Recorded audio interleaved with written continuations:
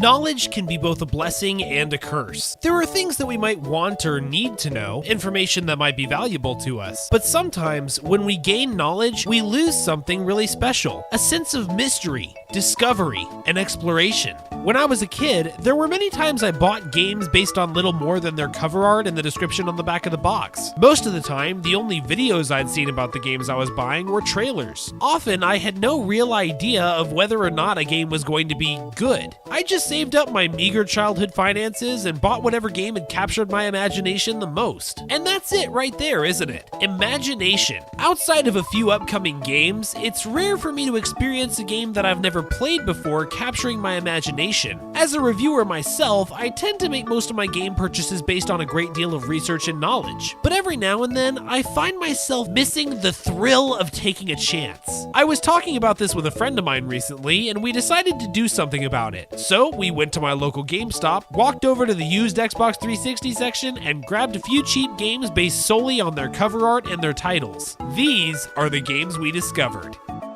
Let's start off with Time Shift, a first-person shooter with a time-traveling twist. At any time in this game, you can slow down, rewind, and even freeze time around you. This is super useful in combat, but the game also uses it for some light platforming puzzles now and again. My favorite thing to do in this game is to freeze time and then shotgun my enemies in the face. It's just so satisfying.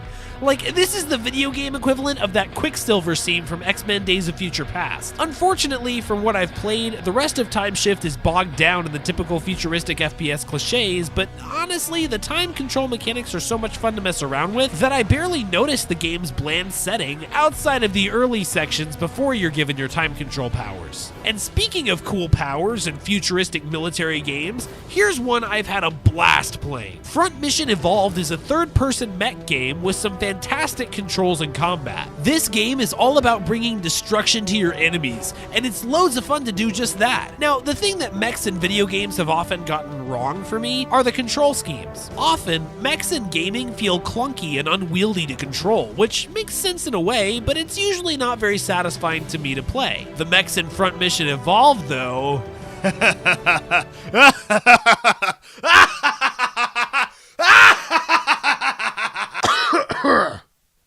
Anywho, Front Mission Evolved's control scheme is simple, nimble, and accurate. It's fast, frenetic mech action that never gets boring. And when you throw in the super cheesy storyline and the terrible characters, you get a game that's something truly special and fun. If only cheesy storylines and terrible characters could improve more games. Even our commander-in-chief believes that we're the nation's watchdog. Well, guess what? The watchdog just grew a set of teeth. And the time has come to bite back. Oh boy, I really don't know where to begin with this one. Have you ever been playing Splinter Cell or Metal Gear Solid and said to yourself, man, this would be so much better if they added vampires? Well, never fear, oh misguided soul. There's a game out there for you. Of all the games my friend and I picked up flying blind, this was the one game we knew the least about. All of the other games we had either heard of before, seen some footage of, or had the box art to give us an idea of what we were getting into. Literally, the only thing we knew about Vampire Reign going in was its title. The last thing I ever expected Vampire Reign would be was a stealth game. And not just any stealth game. A stealth game that's blatantly based off the gameplay of Splinter Cell and Metal Gear Solid. But sure enough, that's exactly what Vampire Reign is. And, well, it's pretty bad. I don't want to give too much away for now because I have a feeling I'll be making a video on Vampire Reign at some point in the future, but for now, I'll just leave you with this to give you an idea of what this game is all about. Lloyd, take a look at this. Looks like something drawn by a Nightwalker using blood. If that's blood, the rain would have washed it away. Yeah, but the blood's been mixed with a hardener. Hardener? What kind of hardener? Do you really want to know? No, I guess not. It's a closed ecosystem, just like my home. We grow our own food, condense our own water, create our own energy. We have everything. Except the future. A few years ago, I heard some good things about Enslaved Odyssey to the West, but I promptly forgot about it after a short time, and it seems I wasn't alone. for one reason or another, maybe the art style, maybe the title, or maybe just bad marketing, Enslaved wasn't much of a big hit. And holy Saget, that is a crying shame. My friend and I played Enslaved for hours, drawn in by the interesting characters, the unusual take on a post-apocalyptic setting, the gorgeous stylized graphics, and the fluid and fun combat and platforming. Again, I don't want to give too much away here, but Enslaved has been an excellent experience so far, and it's been loads of fun to play. I'm really interested in seeing where the story will go from where I last left off, and I'm really looking forward to the rest of my Odyssey to the West.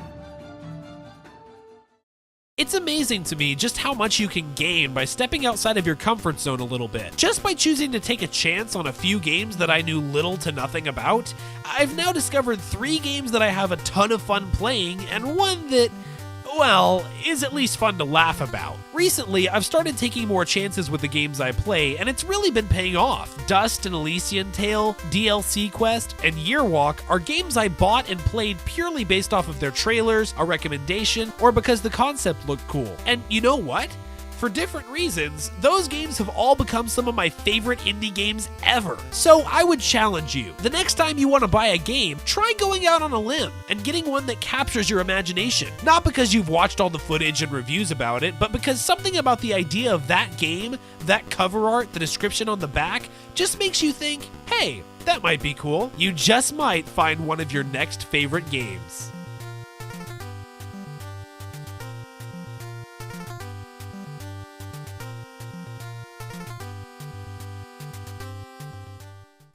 Hey everybody, thank you so much for watching this video. I really hope you all liked it, and if you did, if you leave a thumbs up down below, that would be fantastic. Thank you so much. Also, if you want to check out more of my videos in the future, please subscribe to be notified when I upload. And while you're waiting for my next video, why not check out one of these right here? Thanks for watching, and I'll see you all next time.